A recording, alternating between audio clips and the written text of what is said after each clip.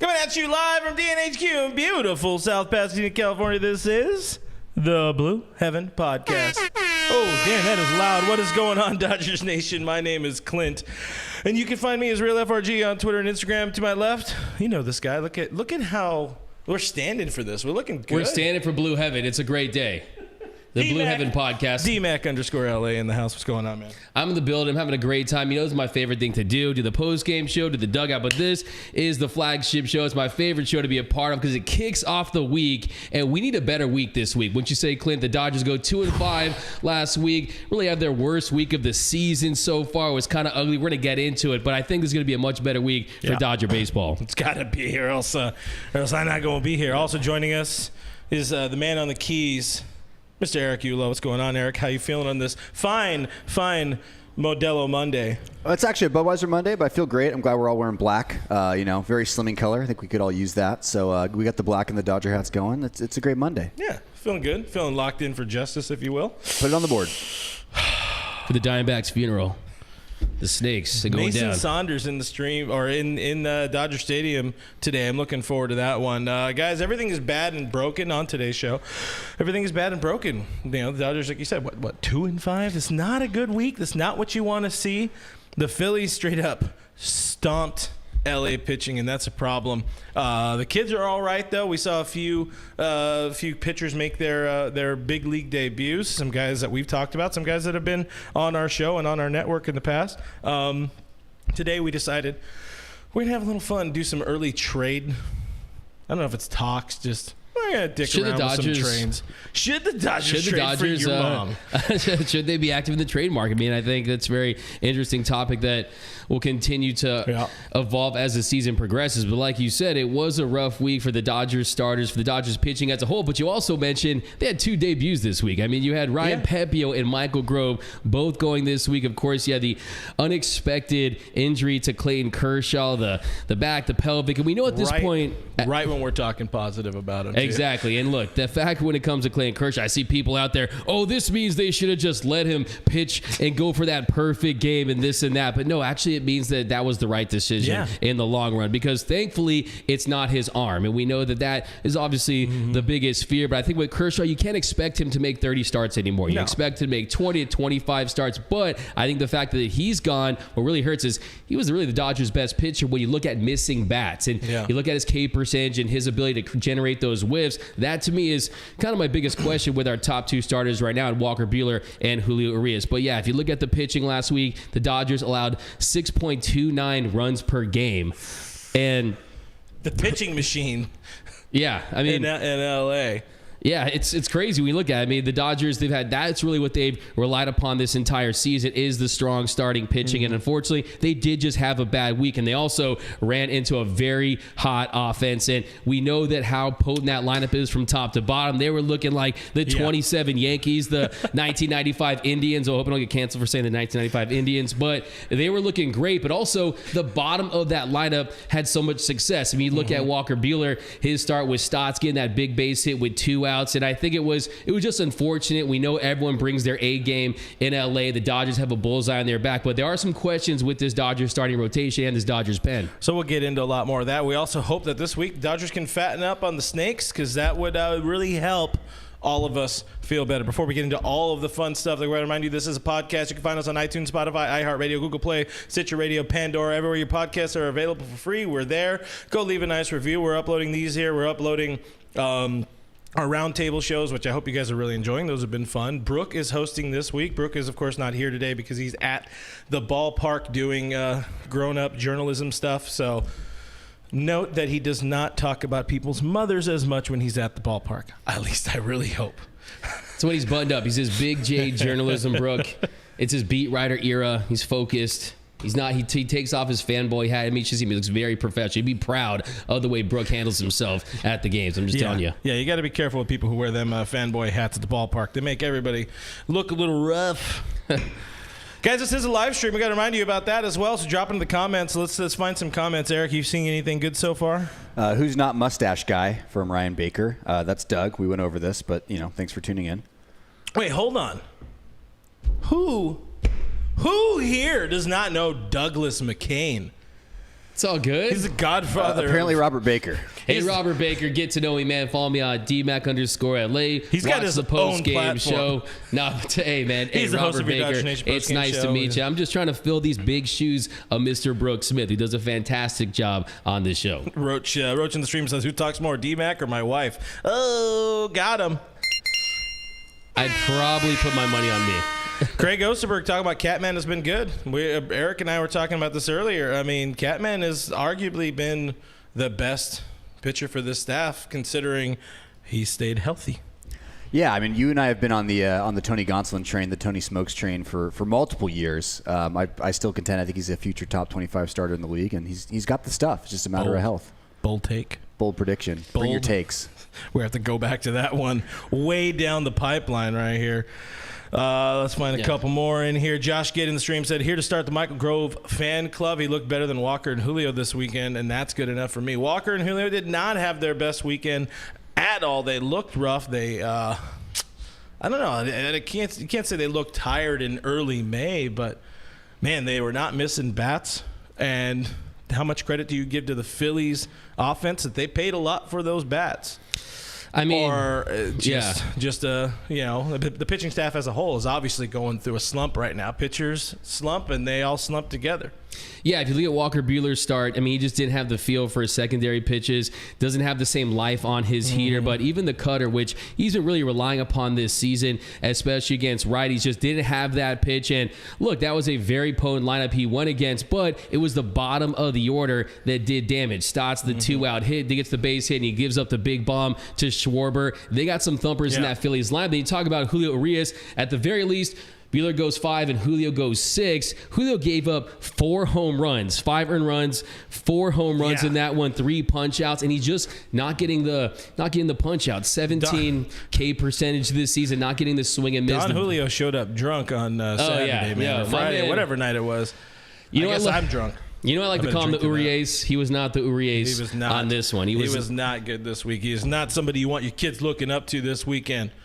Yeah, I mean, I think when it comes to Julio, it's really about, does he have the feel for that slurve? Does he have the fastball command? If he doesn't have those two things, he's not going to go out there and be very effective. And thankfully, for the majority of last season, he did have that. And the velo was at a much better spot. I think Julio and Walker Buehler, they're going to be steady. But if they're not, it could be a long season for the Dodgers, because we know that, like we talked about earlier, Kershaw, you can't expect him to make 20, 25, 30 starts or maybe 20, 25. If people were heading into the season expecting 33 starts out of Kershaw, you were going to be horribly disappointed. And, you know, we talked about it last week. At least I think it was last week. Time has no meaning. But heading into the season, the biggest question mark amongst all of us, amongst every pundit, among anybody who paid attention to what actually happened in the offseason, the question was the starting rotation.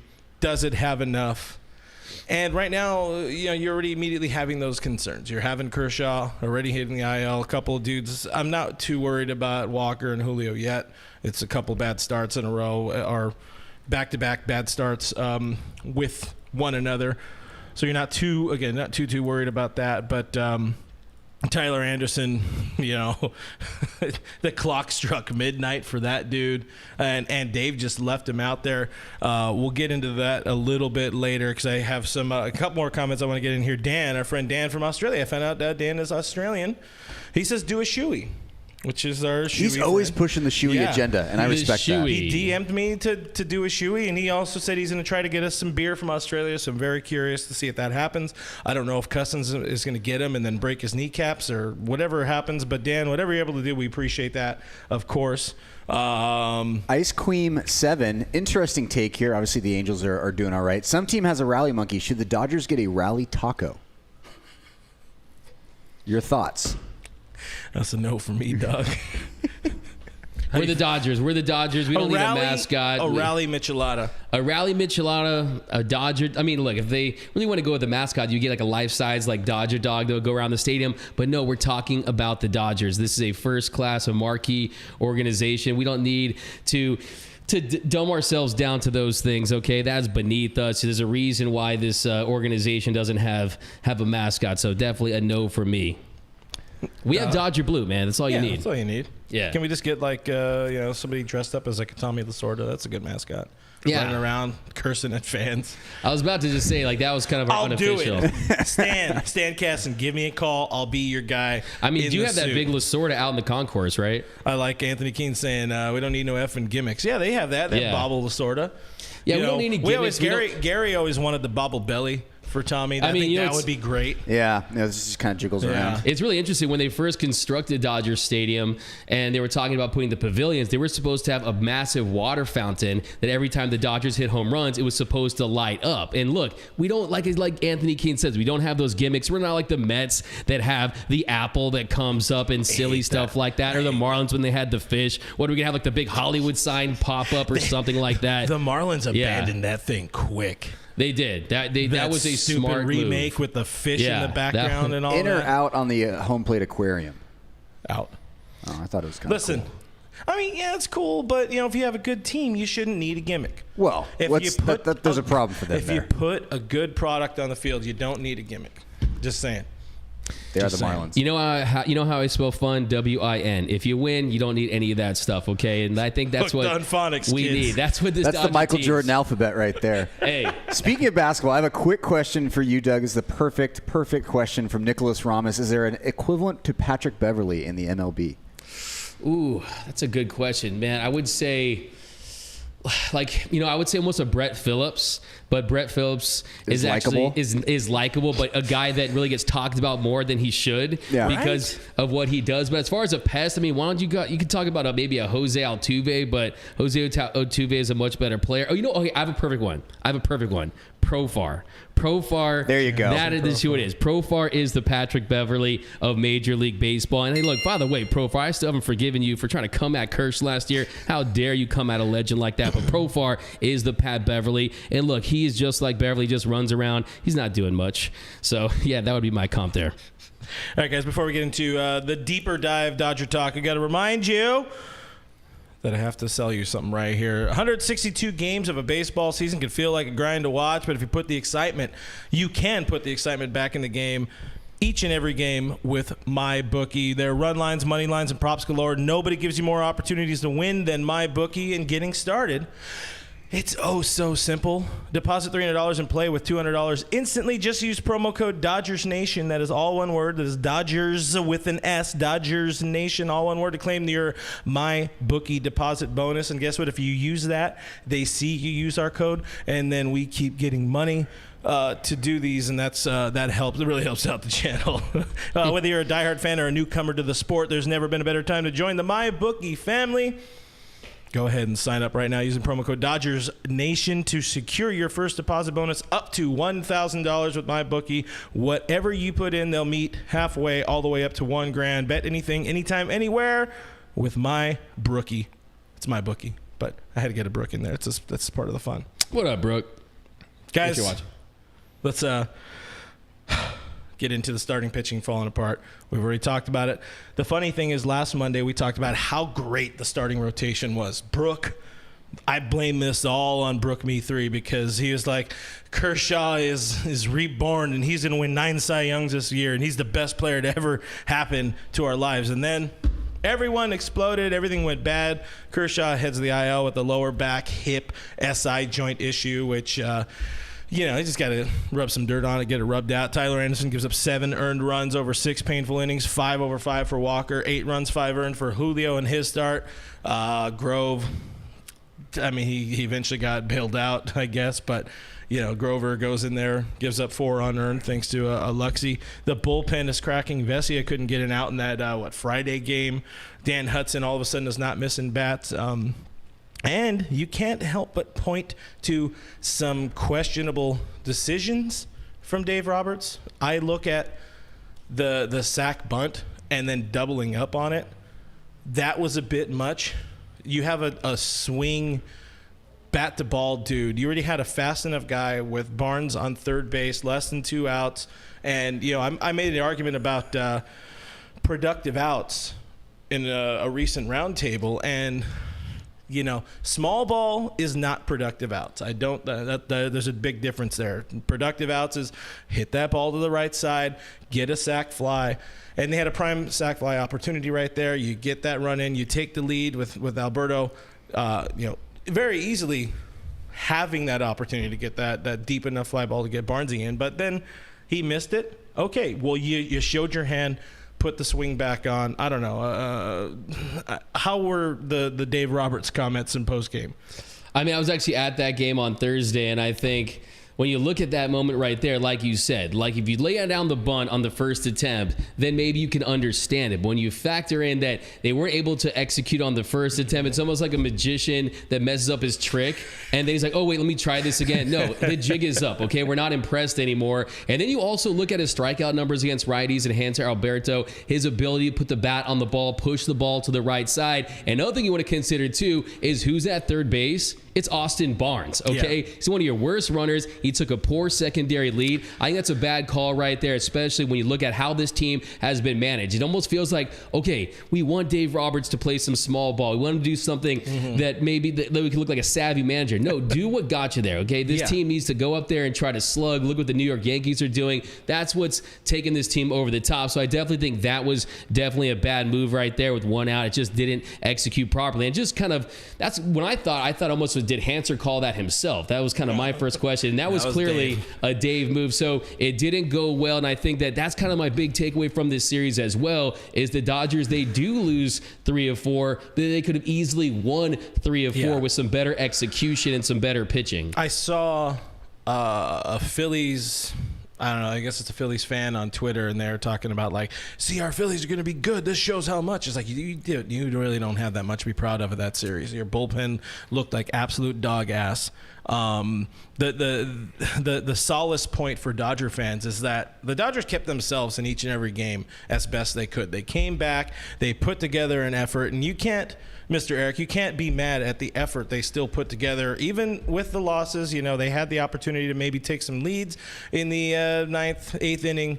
They didn't, and then once again, you get the decisions like Dan Hudson over Kimbrel, which I agree with the decision in that particular situation. But, you know, thoughts on all those words I said? Yeah, I mean, I think I'm kind of with Doug. Like, I kind of push back on Austin Barnes as the right guy at third. Like, I think there's a short list of guys you call that play with who are on third base, and I love Barnes. I think he's a really intelligent baseball player, but it's got to be Chris Taylor, Cody Bellinger, Mookie Betts, Gavin Lux. Or Trey Turner. You don't have that luxury, though. You can't pinch run those dudes. Oh, I'm not saying you should. I'm saying if it's Barnes at third, you just don't call the safety squeeze. Yeah. Like, that just shouldn't be on the menu. Like, that's an off menu item. And you don't double down when you lost the element of surprise already. Right. The magician analogy is spot on. I mean, the only game that really slipped away from them was the Saturday loss. But no, I was impressed. Like, Friday night was a huge bummer. But I think the fact that team even came back is pretty impressive. Like, that wasn't a series where you're like, man, I don't think this Dodgers team has it this year. It was just like, it's a long season, and they're going to have clunkers. And look, you caught Bryce Harper red hot. I mean, absolutely red hot. Nick Cassidy, I mean, it just shows you how deep that lineup was of theirs. And maybe, honestly, my takeaway from that is, like, the Phillies are probably playing below their potential as far as their record goes. So that was a good team. They caught us at the right time when our pitching staff was falling apart. Like, I'm not freaking out over one series. Yeah, and I will say last week it wasn't about runs, it was about run prevention. The Dodgers averaged 5.27 runs per game. They're second in the league in runs scored this season. And like you mentioned, to your point, the way they did fight back, they didn't lay down. And you know, inside that Dodgers dugout, I asked some of the players about, were they thinking about the Mets game? And they kind of laughed when I mentioned that. Were you thinking about the Mets coming back on the Phillies and the Phillies meltdown? Were you thinking that when you're trying to come back? Well, I definitely think they were. And you talked about this Phillies bullpen not getting the job done. So the fact that they fought back, and also guys like Justin Turner, guys like Mookie Betts, guys like Chris Taylor were starting to turn around and get out of their funks and break through, I think was also big. So look, I think that hot Phillies team, Dodgers pitching just didn't hold up to their end of the bargain. It was, the immovable object meeting shitty pitching staff at that moment. You know, the Dodgers pitching was in a slump, and they met the wrong team or the right team at the wrong time, however you want to put it.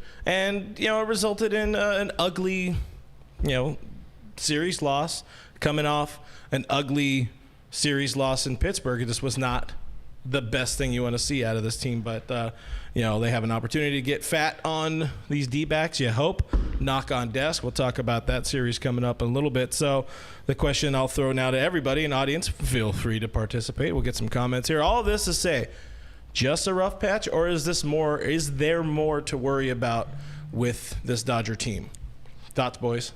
Well, before the Dodgers walked it off yesterday, I was ready to tell everyone, look, the Dodgers, they lost 4 games in a row last year. They got swept by the Padres. They got team no-hit by the Cubs. And what'd they do? They went on to tie the franchise record with 106 wins. They also had a 5-win, 15-loss stretch. Exactly. The end of April and into May. And it was around the same time. And everybody was dying at that point, too. And that same team was the hottest starting Dodger team ever at 13-2. It's the ebbs and flows of a major league season. But I do think the difference this year is I do have some questions with the starting pitching depth and the injury to Clayton Kershaw. I'd be lying if I wouldn't say that. I definitely have some questions about the early starts of Julio. I think Walker Buehler, he's still an ace, but he's a different pitcher these days. And I think that Andrew Heaney, he's going to be back in 3 weeks or so. Like you said, Tyler Anderson, he's came down to earth. So I think there are some questions about this Dodgers starting rotation and this bullpen with the injury to Blake Trinan. Now we're getting Caleb Ferguson back, so that's really big. But large. Yeah. Any thoughts from you over there, Mr. Yulo, or any good comments? A lot of people just saying a rough patch. It's a marathon. Mr. Roach reminds us it's all a marathon. Dodger Barber 90 just says Cowboys suck, which I just have to read because I appreciate that. Appreciate it, yeah. Let me give a... There we go. There you go. Yeah, look, it's a long season. There's definitely issues with the starting rotation. But look, I mean, one of the reasons a lot of experts and analysts were high on this team before coming into the season is when injuries happen, they have the institutional organizational depth to overcome them. So, like, there is a world where maybe Ryan Pepiot does get, 10 to 15 spot starts this year if the injuries keep happening. And there's not a lot of teams that have a guy sitting like that in AAA. So, and on top of all of it, they can leverage their farm system, which is ranked #1 in all of baseball by multiple websites. They can make a trade, which you guys are going to get into later, for a starting pitcher. So I'm not all worried about it. Look, Friedman, I think, has options A, B, C, D, E, F, G. Like, they've thought about this. Hey, what if Kershaw goes down? Obviously, they didn't even probably factor Bauer into this season. So I know they have a plan, and that's the benefit of being able to trust your team president, trusting your general managers. Like, I'm absolutely not freaking out, and if would be fine if Pepiot makes 10, 15 starts and we get a little more Grover. Yeah, like Doug over here says, and Andrew Friedman, we trust at all times. He's never proven us overly wrong. For at least for an extended period of time, he finds a way to win, and he finds a way to make up for bad decisions or poor decisions. And on the Pepiot idea, the Pepiot train, I would say if he could be a Ross Stripling type of dude, that's what this team needs. They need that swing man that could get in there in the rotation when needed, get you your spot starts. Maybe not as much AAA as we've seen from like a Mitch White over the last couple of years, but more of the give us some starts, give us some relief appearances, give us, 4 or 5 innings when you can. And I think they really need to spend some time building up dudes a little bit more. We'll segue into the kids are all right. First 2 starts in the career, or first start for each 2 dudes with Pepiot, with Mikey Grove, I'm going to call him because I'm best friends like that. Both friends of Dodgers Nation, by the way. Good, not great. Pepiot 3 innings, a lot of walks, gave us some base runners, 1 hit. So fine, a hit by pitch thrown in there. Grover couldn't get through 4 hits, 3 walks, 4 unearned runs. Not much leash from Doc, par for the course. But you still got to feel confident in what you saw from these dudes in their first taste at the bigs. Yeah, I mean, they're human beings, right? And this is Major League Baseball. And you make your first start, you're going to have nerves, you're going to have butterflies. But Ryan Pepiot, I was impressed that he wasn't missing over the plate. He was kind of finding the edges there. I mean, his stuff is so filthy that sometimes it'll fall out of the zone. But he still has that filthy changeup. He has the spin on it, the way it breaks away to hitters. So I think that there's definitely something there. And when we talk about Michael Grove, I was impressed with him, especially when we saw how he started his Dodger career, the way he's been able to reinvent himself and able to increase his velocity. He has life on that heater. You got the curveball to lefties, the slider to righties. I like his repertoire. For him, it's just about commanding the zone. There were a couple pitches yesterday he did miss pretty badly if you look at him missing the target, and they didn't capitalize on those mistakes, thankfully. But he was missing bats, and he can miss bats in the zone with his fastball. And when we talk about Walker Buehler and Julio Urias, who have struggled to do that, having a guy that has a lot of life on that arm, I think is going to bode well for this team. So to me, I do think they have the depth to navigate a regular season with guys like Pepiot and Grove. You mentioned Mitchell White, Andre Jackson. To me, it's the top end guys versus a lineup like the Phillies in the postseason, kind of thinking big picture. So I kind of think of it in 2 ways. The World Series, the postseason picture versus, yes, they do have the guys, the dudes in the minor league system and on this roster that can help navigate that. And then You got some possibilities for bullpen games and piggybacking starts and things like that. My concern with that, and I was talking to someone about this earlier, my concern with maybe I was talking to Eric about it. You have enough pitching to get through the season for sure, but that will require a lot out of Walker and Julio again. And we saw how much that bit them in the ass last October. They ran out of gas completely because they had to shoulder the load of losing Bauer and Kershaw in the middle of the year. And they had nobody else ready. I saw a comment up here earlier talking about Andre Jackson. And he's one of the dudes who... listen, help is still needed with this rotation, with the staff as a whole, especially with Trinan out till it looks like All-Star break. You still don't really know what you're going to get out of Tommy Kahnle, Dan Hudson. We got a lot of people asking about Bobby Miller. B-Milled is good. I don't know if they want to start the clock on him yet. I think that's a big factor. That's my big concern. There's this, but people I've talked to too. I mean, they say he's not ready from a mechanic standpoint. They're still trying to smooth it out, trying to refine him. And you know how the Dodgers handle their pitchers. They don't want to throw him into the wolves in this situation. Full, yeah, like maybe if there's no COVID, like a right? second full, and he's not pitching the alternate side through 2020, and he has more experience. Maybe it's something you consider because there's no question that the talent is there. The pitch mix, the electricity on that fastball. You plug him in as a reliever right now, probably fine. You're probably fine. You probably got a 3-ish ERA and dude who could just shove in different opportunities or different situations, but you're trying to get linked out of the rotation. I don't know if B. Milt is the guy yet. And again, I think there's just a lot going against the team in terms of getting him up and running for, 10 to 15 starts. I mean, I think a lot of people's opinions are based on one Freeway Series start, which was an exhibition game, right? It's like you saw him strike it. Like, I mean, I know I'm not watching all of Bobby Miller's starts. I feel like a lot of people saw, a very high-profile strikeout of the AL MVP last year. Like, he's ready. It's like there's a lot more that's going on than just pumping gas in an exhibition game to Shohei Ohtani. Like, you need to have more than that. So I would be surprised to see him up, like, starting consistently as well. Yeah. And if he is, something went real wrong real quick in L.A. Just saying. Exactly. Caleb Ferguson was one of the guys we were talking about last week that we didn't know when we'd be seeing him again. Well, it turns out it would be 1 week later. Caleb Ferguson rejoins the Dodgers active roster finally. He got Tommy John in 2020. The numbers at AAA as he was still recovering because he barely started throwing off a mound really in earnest probably 2 weeks into spring training. So he needed more time to build up. I saw him at spring training the first day it opened, and he pitched live BP, and he did not look good immediately. Like they went out and they got all the pitching staff on him to talk mechanics, and he was off, which makes sense. It had been a hot minute. That was September 2020, and now we're all the way into March at that time of 2022. The numbers at AAA. Not good. They have not been good, but high-level numbers. 11.5 ERA in 6 games, but it's only 2 bad outings. He gave up 3 earned runs while getting 1 out, and then another 3 while getting only 2 outs. He does have 4 scoreless outings to go along with that in those 6 outings. So this is at a point where it's more of like a necessity. He's not ready. But the Dodgers staff needs him, especially in coming. You have 2 4-game series, and you got a doubleheader. It's a tough time for this Dodger staff. You get an off day on Thursday, but then you're traveling. But Caleb's back. Yeah, back again. Yeah, I think Caleb Ferguson is a guy that.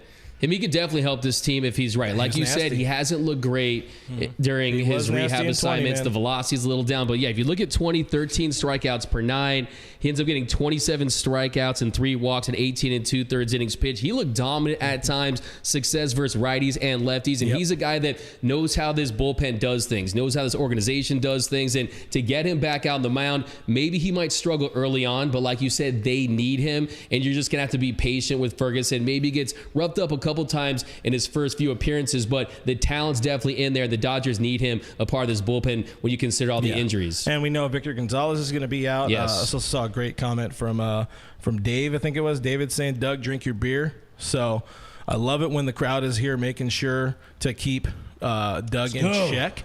Yeah, chug that Budweiser. Give me another beer. Ba-da-ba-ba, Budweiser. One man named Caleb Ferguson is not going to be enough help for this Dodgers staff as a whole. My question, as it's kind of been the last couple of weeks off and on, is what's the deal with David Price? Yes, we know he's coming off La Rona.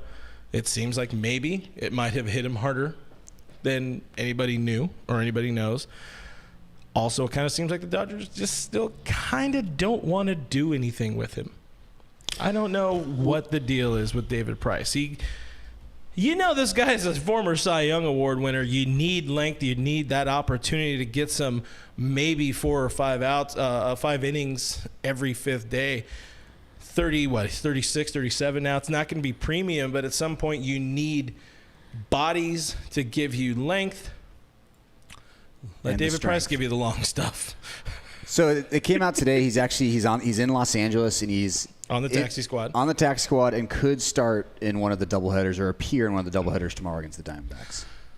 Yippee, whippy, whippy. That's what we want. I mean, you said it. Like they just need innings at this point. I mean, to me, I always say, David was worth the price because he was the Mookie tax. And if you look at this season, they just don't have a role for him. And they just have never, he's always been in this weird limbo with this franchise. He opted out in 2020. Last season, they tried to put him in the bullpen. He made some spot starts to start games after Kershaw and Bauer went down. But I think at this point, you might get a little bit of financial relief in a low-level prospect if you traded him. And they're definitely trying. Oh, they're definitely trying. And they respect him. They're working with him to find a place for him. Mm-hmm. I was talking about him as early in spring training as a possible DFA candidate. But when it comes to David Price, look, what do you have to lose? Go out there and see if you can be effective. There is a Cy Young Award winner in there somewhere. Of course, his stuff isn't the same, but it's not like he has that much diminished velocity or anything like that. I mean, before he went down with a wrist injury back in 2019, he was actually pretty successful. So I think when it comes to David Price, they need innings, they need bodies. Might as well go throw him out there if he has a couple of good outings. Maybe you package him together to get something, or you just try to see what you can get. He's not going to be great. We know this, but if he can still give you some innings, give you 10 starts in a row, middling 4 ERA or something like that, that's fine. You need help to keep Walker and to keep Julio healthy-ish and alive-ish for the postseason, and that's my take on that. Brook's in the stream, by the way. He says, these guys sucks. Where's Brook Me 3? What up, Brook? Ask your mom.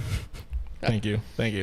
We are also waiting on Mitch White, who is also coming off La Rona, and he's going to start building up at AAA real soon. I think he's starting this weekend or this week, whatever it is.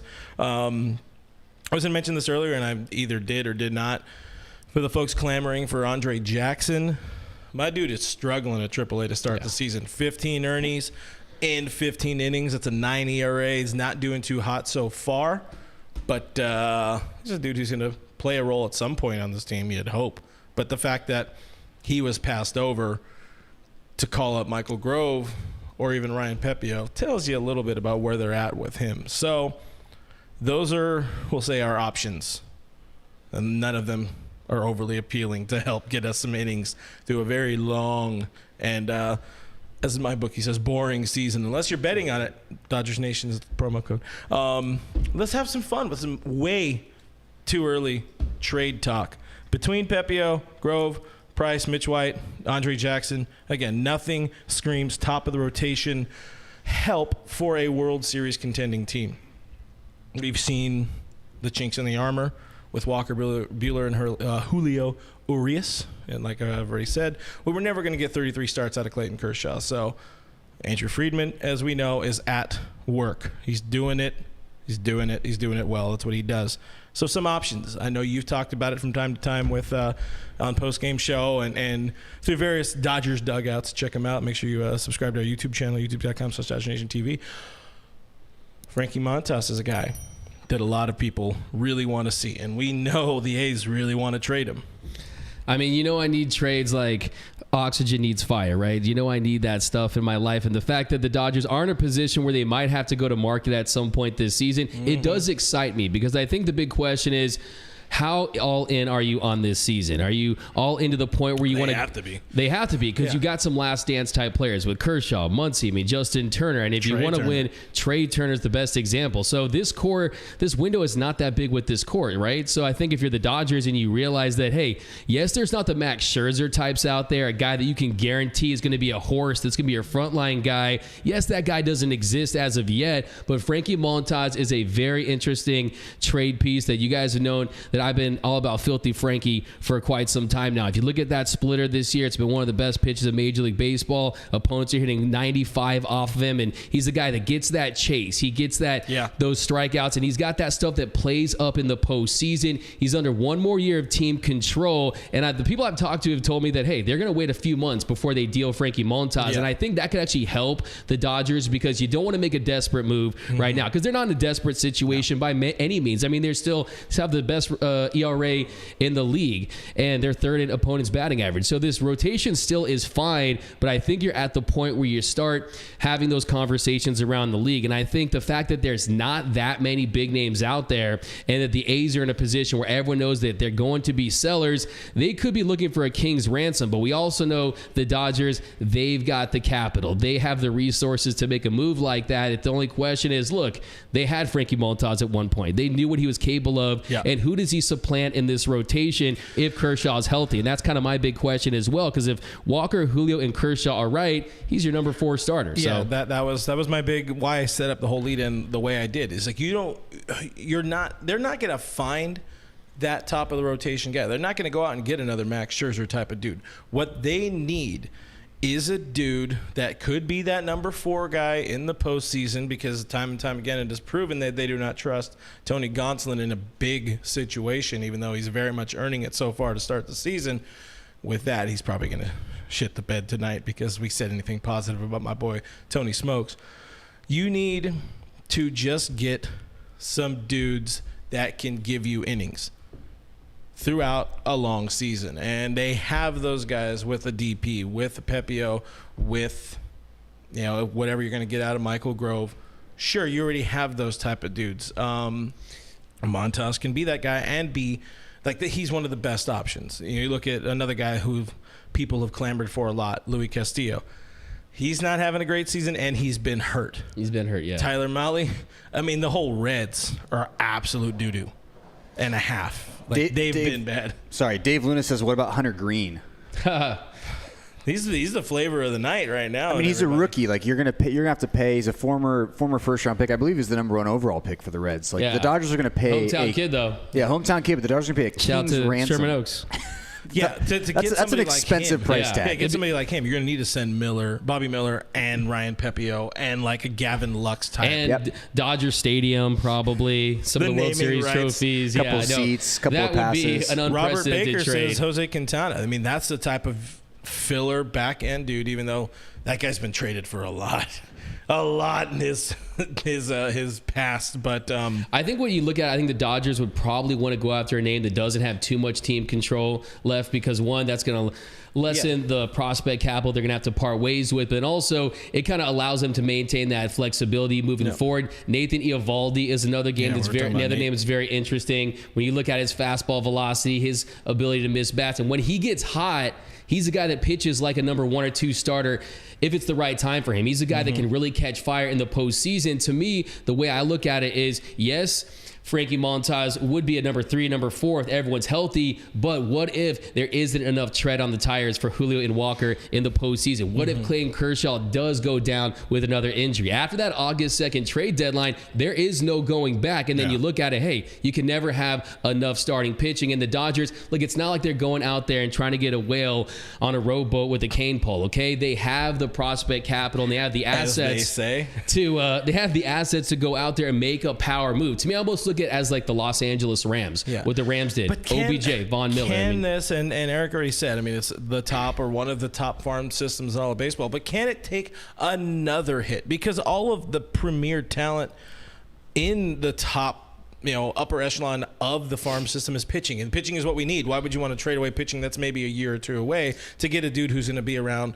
Yeah, that's that play. Yeah, I mean, we have other dudes like Michael Busch is absolutely crushing the ball right now. There are some other guys, you could maybe move a Jacob Amaya. You could maybe move, I don't know. There's some other. I just think that this organization has really proven to us that they're pushing all their chips in the middle. Last year, Bauer goes out on admin leave. Kershaw goes down. May goes down. What they do, they trade their top 2 prospects for Trey Turner and Max Scherzer. And those prospects didn't hurt us at the time. They really didn't hurt us at the time. I mean, you're seeing how they're able to develop these days, but I think that they're not going to get fleeced. I don't think Andrew Freeman will make a desperate move, but I fully believe that within this organization, I think that to really crystallize this coronation of this era of the Dodgers, you really need that full Monty 162 game World Series that just shuts everyone up. You beat a team like the Yankees or the Trastros or the Anaheim Angels or some team like that. I mean, that really just silences all the haters. And then also you add the fact this could be Clayton Kershaw's last year. Trey Turner's most likely. I mean, my gut tells me that they might not get a deal done for him, and you got to take advantage of that talent.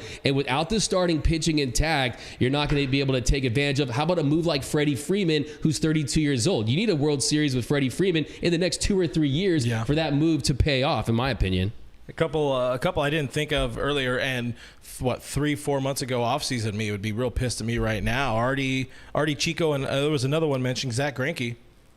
Zach Greinke would be a nice addition to the rotation? ? He's having a fine year, 3.5 ERA, over 7 starts. My guy though, give me Rich Hill. I want Rich Hill back. Give me all of the Dick Mountain back in the starting rotation. Rich is having a phenomenal year with Boston, who is out of the hunt real quick in the AL East. He's 1-1, 2.89 ERA over 6 starts. I mean, he's not giving a whole bunch of innings, 28 innings, but he's still a guy who's a dude who can help. And he's been in LA. And my God, if there's anybody that deserves to win a World Series with LA, it's Richie. And you have a guy that can get you that 3, 4, 5 inning start, be an even number 6 starter in a rotation that is built to relieve Walker and Julio of all of the stress that they had to do in 21. We saw what it did, and they can't do that again to kill them in the postseason because it just doesn't work.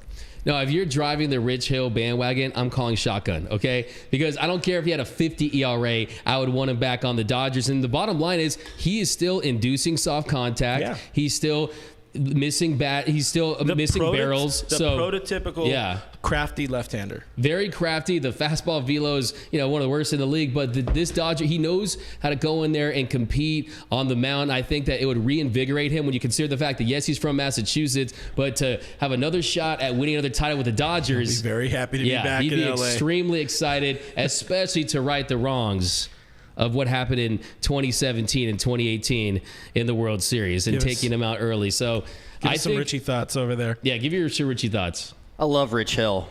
Absolutely love it. Crafty lefty, veteran. I love how much shade he threw at Rob Manfred during the lockout. I'm all for bringing Rich Hill in. And Rich Hill is the perfect example of, you guys talked about it's too early. There are going to be established starters as these teams realize that they're not contending this year that are going to be on the market. Why the price for Frankie Montas is so high right now because he's been on the block since 3 years ago. Yeah. So you're going to have these teams, big market teams like the Red Sox, who when they fall out of contention even farther, there's some guys who are going to be on the trade block who we're not even talking about right now because we don't even know that they're on the block yet because the team still thinks they can do it. So there's going to be some other names. Like I don't think the Nationals were shopping Max Scherzer in April last year. That was not the case. He became available. There are going to be guys who could be legitimate starting rotation pieces who are just not available right now. How's Strasburg going? Is he back in the league yet, or is he still hurt? I gotcha.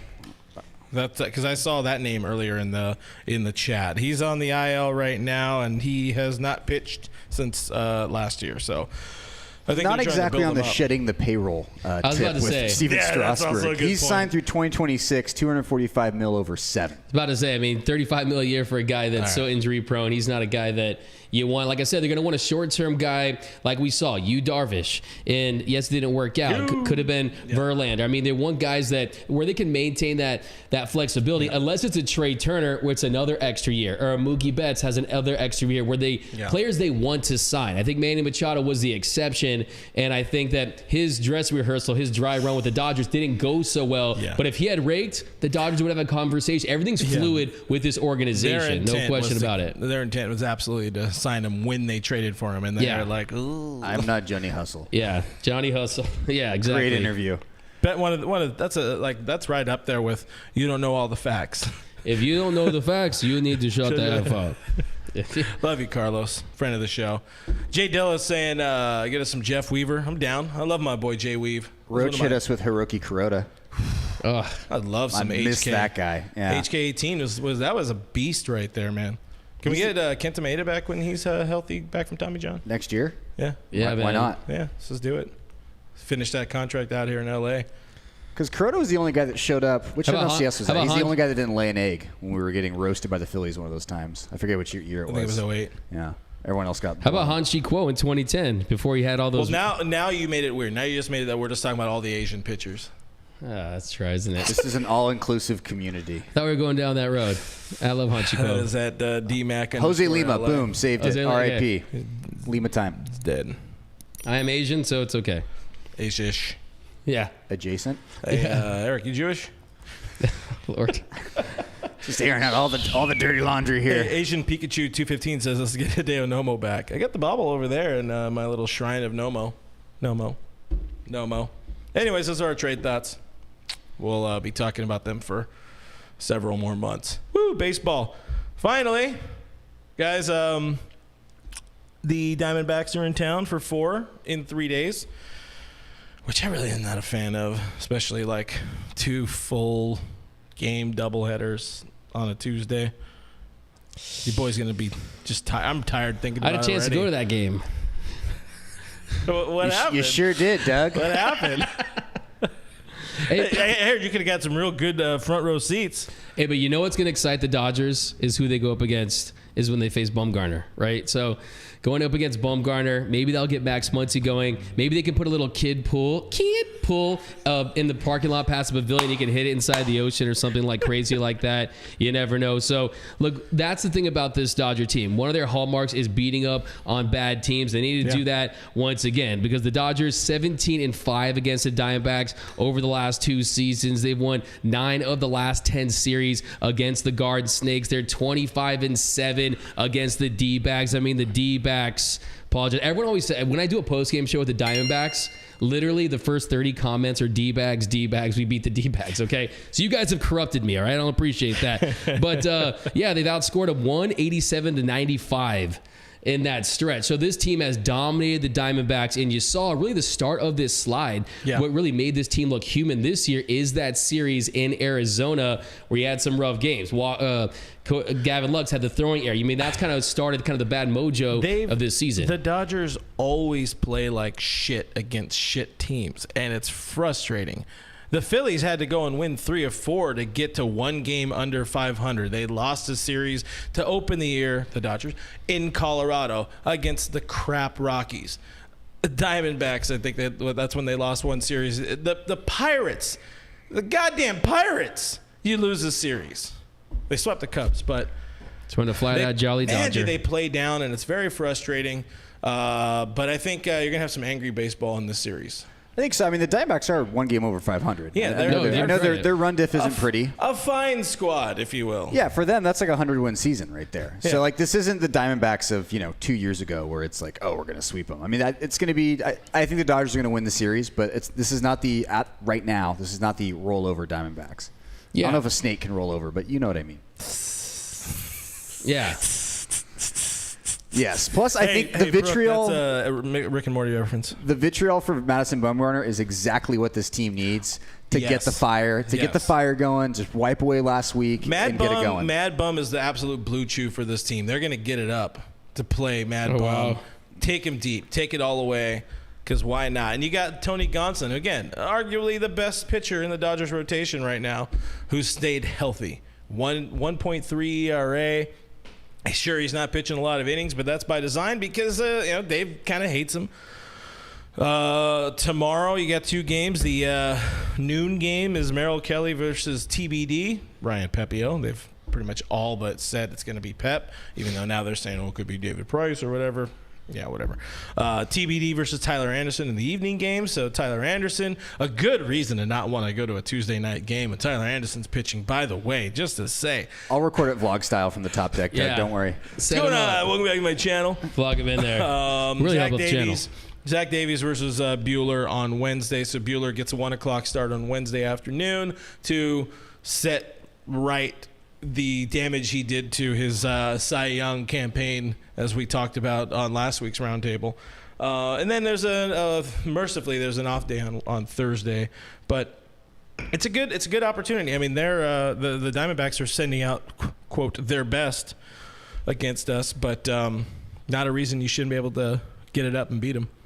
I mean, look, this is a series the Dodgers have to just take care of business. They have to just wipe off the stink of last week. This Diamondbacks team, like Eric said, to your point, they're not the same Diamondbacks as they were in past seasons. Their pitching has improved. Their offense has improved. They still strike out a lot, 27th in the league, 9.11 strikeouts per game. But then on the same token, that's not what this Dodgers pitching staff is known for this season. So they're not going to necessarily do that quite a bit. But the advantage is to the Dodgers. And like I said, I think the big question for me is that Tuesday start. Ryan Pepio, how will he come out there having gone through that first big league start? We come out there and pitch well and give this Dodgers a chance to really put up runs early on this Diamondbacks team. But I think the time is now, because if you look at that June schedule, it's a little rough. And this is really a favorable schedule this month that the Dodgers had a lot of winnable games. You're talking about the 31 games in a row and a lot of games in consecutive fashion. And look, this team after last week, that was really unacceptable. Going 2 for 5, 2 and 5 in the week. And you look at all the runs they had scored. And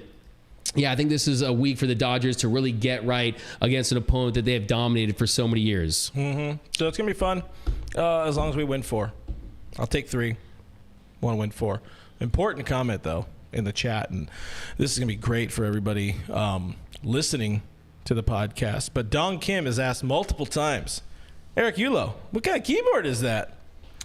It's an ergonomic, adjustable keyboard, Dong Kim. It's a Gold Touch. Very nice. Go out there and get yourself one. Your hands will thank you. Let's get in there. Look at this. You can adjust it. Brook loves this keyboard. Yeah, I'm actually getting one for his birthday. Just zooming in on that. Yeah, this keyboard is just pure. This is pure unfiltered flavor. Remember that one time you left it here? Oh, that was a rough week, dude. My hands were hurting. I'm fragile. I'm brittle. Very un-ergo. Yeah, I'm like a Dodgers pitcher. Like I really need a nice setup for my work. I don't want to be overworked. You got a hot be setup careful. over there. A hot setup, man. That is serious. Oh, man, serious. I'm watching it happen back here again. Yeah, I'm watching it too. It's very distracting. But shout out. Get the Gold Touch. Adam, where'd you get the shirt? I could tell you, but I'd have to kill you. It's the Dos Angeles shirt. Sorry, I thought I was doing my close-up again. It's okay. All right, I'm going to go ahead and get him off the screen for everybody. Shout out. But he's still up there for a little bit. I love this delay because I never get to see it, so I just know you guys are watching it behind. No, it's fun to watch. There's something about it, yeah. and what is it? Like 30. It ends up being like a minute delay for people to re-see it again, and it just becomes this weird loop. It's great. Somebody wants a link. Canadian Panda Attack wants a link to the keyboard. That's a no for me, dog. Yeah, that's not happening. Creative Killer wants to snap the keyboard in half. Yeah, you can snap your own, and you basically are ergonomic AF. Now, to me, it almost looks like it's a bridge that's about to go up and a boat's going to go through it. You know what I mean? Like his keyboard. Like if there's like an earthquake. I mean, I've used it a few times, and my wrist kind of hurt after. I don't know if I don't like it. I'm not a fan. I'm going to exclusively start working only in T9. Only in T9? Throwback, baby. My back hurts just saying that. There you go, man. There you go. Because, older folk. Just saying. We got the shirt on there. We got, what else? Nothing good. Oh, I saw one. I want to find it. I'm going to take my time here. I'm going to find this last comment because it was a good one. But I'm going to take my time. And you guys can just sit here and enjoy that. Because why not? My God, how many... here it is, Canadian Panda Attack. Let's talk about Pujols. Albert Pujols out here pitching. throwing like He ain't no Russell Martin. He ain't no Justin Turner. I'll tell you that much. 54, yeah. I mean, look, honestly, if I was an ESPN TV exec, I'd be pretty happy because that game was absolute dog ass. It was 15-2. And they're like, God, we really blew with this primetime matchup with the Giants. And then who comes out at 42 years young for his pitching debut? Albert Pujols. So, give a little sizzle for some late night baseball. Listen, in my younger days, back when I could do more things, I used to play in like, not independent, but like the crappy baseball leagues. Yeah, adult men's hard pitch fastball. Yeah, they're just trying to get away from the wives on Sundays. Yeah, as you do. We had a guy on some team I picked up on, and he was in his like 70s, and out there just throwing cheese. He pitched 7 innings in his 70s. Wait, you played with Jamie Moyer? Hold on, wait. I have it sideways, so I lost all my buttons. Look, I mean, I think to me, I mean, it's all fun and games, all jokes. But I mean, to me, the fact that how you gonna let a player that has a 36 ERA into the Hall of Fame? I think it was cool to see him out there. But I mean, to me, yes, there has been more people that landed on the moon that have hit a home run off Pujols in this planet. But a 36 ERA, I mean. At this point, I'm just DFA. I'm concerned, and look, like I said, we still love you here, Albert Pujols. You're still our Theo. You're still our Theo. And hey, man, I'm just saying, Shohei Ohtani, who? It's seen better days. Shohei Ohtani, who? The greatest. That's all I'm saying. He's the greatest two-way player of all time in the history of the world, man. There's no question about it. I mean, to Born me, from Dominican. I thought maybe I had a chance to put one in play at a big league level. I loved Evan Longoria getting the ball back. Keeping from the ball. I want that ball. That is beautiful. I just singled off a Pujols. But to make anything fun out of a 15 run blowout like you're saying, that's fun. That's what makes baseball great. And I'm glad they didn't ruin the whole players can hit or players can pitch, position players can pitch thing like they were trying to do with some of the rules and the CBA and all that kind of stuff. Ooh, I haven't said that word in a while. Those letters. Oh, God, flashbacks. That was worse than Rona. Oh, man, it was pretty bad. Anyways, I guess that's enough of a show. Dodgers are coming up in about an hour. So you guys can go hang out with John Hartung or our friend Tim Never. I think he's doing the game because of reasons. But we'll be back here next week, as we always are. We live here. Make sure I have to install updates on that computer, it seems. But make sure you stay tuned to our YouTube this week. We got a new episode of Designated Twitter being filmed tomorrow. So we'll all be here in the human flesh. We got DN Roundtable coming at you on Wednesday, which is either dropping Wednesday night or Thursday. And Brook's hosting it, so that's going to be a good time because he's a little deranged. And whatever else happens, it's a good place to be on Dodgers Nation YouTube. Why not just subscribe while you're there? Dodgers Nation TV is the name of our spot. Or find us on the internet, DodgersNation.com. That's the one that actually keeps us all surviving. So check that out, please. And subscribe to our Instagram things and really iTunes helps out the channel. And Spotify and everywhere that there's a Blue Heaven podcast and that there's a Dodgers Nation. I am Real FRG. That guy is DMac_LA, and that guy over there is at EEULAU on the Twitter and Instagram. Don't follow him on Instagram. He's boring.